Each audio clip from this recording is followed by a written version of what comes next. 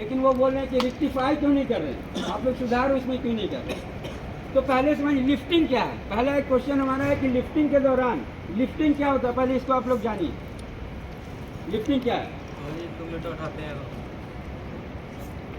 देखिए लिफ्टिंग एक ऐसी प्रोसेस है, एक ऐसी प्रक्रिया है जिसमें हम मैन या मशीनरी के हेल्प से, मदद से किसी ऑब्जेक्ट को लोअर से अपर पोजीशन में ले जाते हैं, यानी नीचे से ऊपर की तरफ ले जाते हैं। इसको हम कहते हैं लिफ्टिंग। यानी लिफ्टिंग क्या है? लिफ्टिंग एक ऐसी प्रोसेस है, एक ऐसी प्रक्रिया है जिसमें हम मैन या मशीनरी के हेल्प से किसी वस्तु को लोअर से अपर पोजीशन की तरफ ले जाते हैं, नीचे से ऊपर की तरफ ले जाते हैं।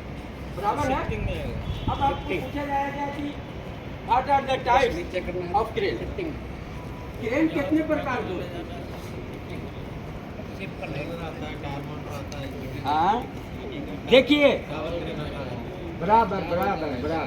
देखिए crane divided in 2 category. Crane को 2 कैटेगरी में डिवाइड किया गया है, जान लीजिए। एक होता है स्टैटिक क्रेन और दूसरा होता है मोबाइल क्रेन। स्टैटिक क्रेन किसको कहते हैं? जो अपनी पोजीशन को चेंज नहीं करते, जो अपनी पोजीशन चेंज नहीं करते उसको हम लोग स्टैटिक क्रेन बोलते हैं। तो स्टैटिक क्रेन में आपका आया tower crane, gantry crane, floating crane, rail road crane, EOT crane, ये सब अपनी पोजीशन को चेंज नहीं करते। मोबाइल क्रेन जो अपनी पोजीशन को चेंज करते हैं उसको हम लोग मोबाइल क्रेन बोलते हैं। ट्रक माउंटेड क्रेन, बराबर है। क्रॉलर क्रेन, ठीक है। और ट्रेन क्रेन, हेड्रा क्रेन, ये सारे क्रेन अपनी पोजीशन को क्या करेंगे? चेंज करते हैं, जिसको हम लोग मोबाइल क्रेन बोलते हैं। स्टैटिक क्रेन जो अपनी पोजीशन को चेंज नहीं करते हैं उसको हम लोग स्टैटिक क्रेन बोलते हैं। बात समझ गए हमारे?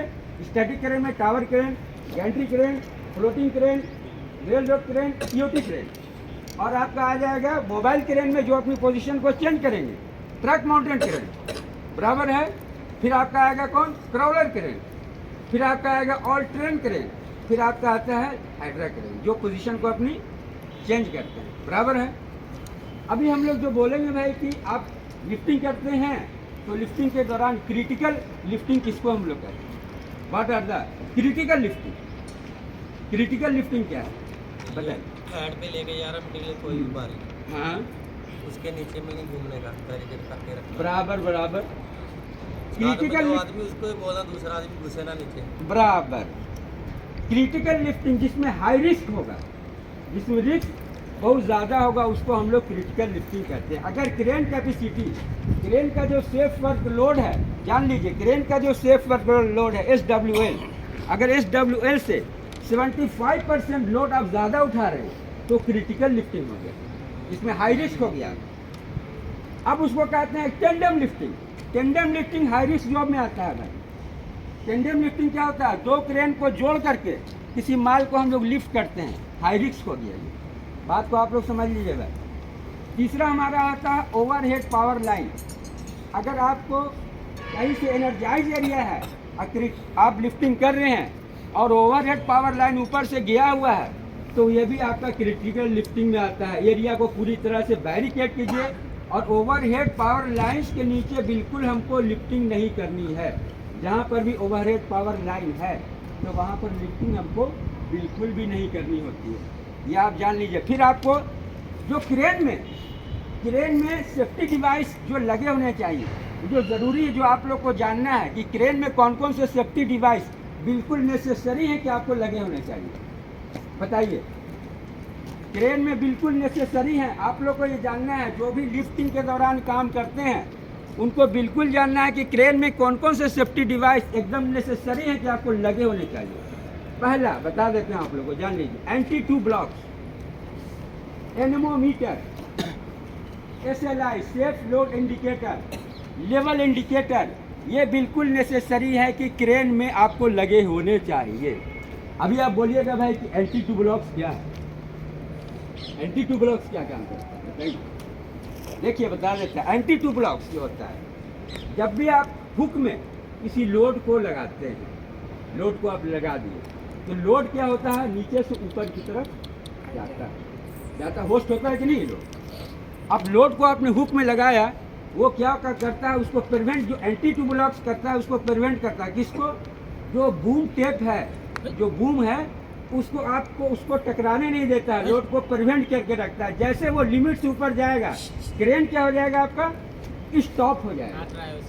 एंटी ट्यूबुलॉक्स का काम क्या है आप लोग जान लीजिए।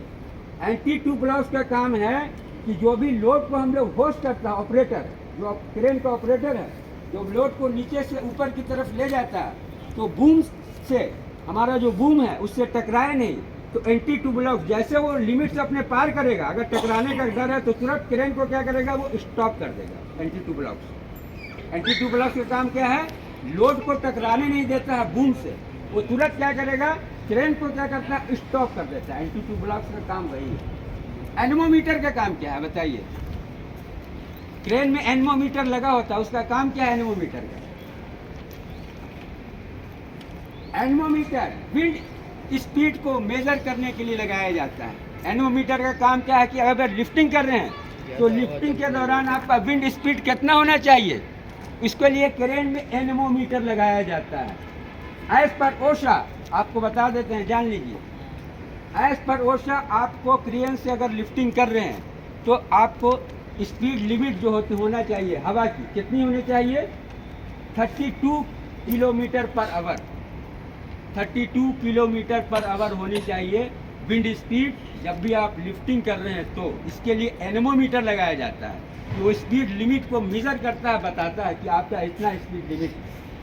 SLI क्या काम करता है बताइए? सेफ लोड इंडिकेटर जो लगा होता है क्रेन में, ये डिवाइस सेफ्टी डिवाइस है भाई। सेफ लोड इंडिकेटर का क्या काम है जो क्रेन में लगाया जाता है बताइए? देखिए, सेफ लोड इंडिकेटर जो लगाया जाता है क्रेन में, ये नेसेसरी पार्ट्स है क्रेन के।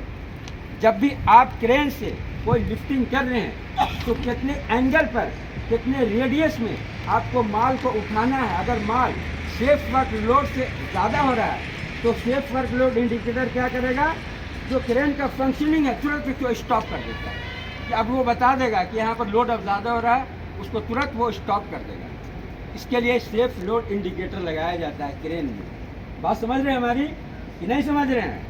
सेफ लोड इंडिकेटर का काम क्या है, अगर लोड एक्सीड हो रहा है क्रेन में तो वो तुरंत क्या करेगा, वो तुरंत उसका फंक्शन उसको रोक देगा, क्रेन को स्टॉप कर देता है वो। इसके लिए सेफ लोड इंडिकेटर लगाया जाता है कि अब वो बता देगा कि यहाँ पर जो है क्या हो रहा है, लोड ज़्यादा हो रहा है, उसको तुरंत SLI, उसको ऑटोमेटिकली सेफ लोड इंडिकेटर भी बोला जाता है। ऑटोमेटिक वो फंक्शन को क्या करता है, बंद कर देता है।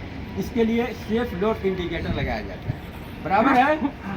क्रेन में आप लिफ्टिंग करने के दौरान कौन कौन से आपके हज़ार्ड हो सकते हैं बताइए?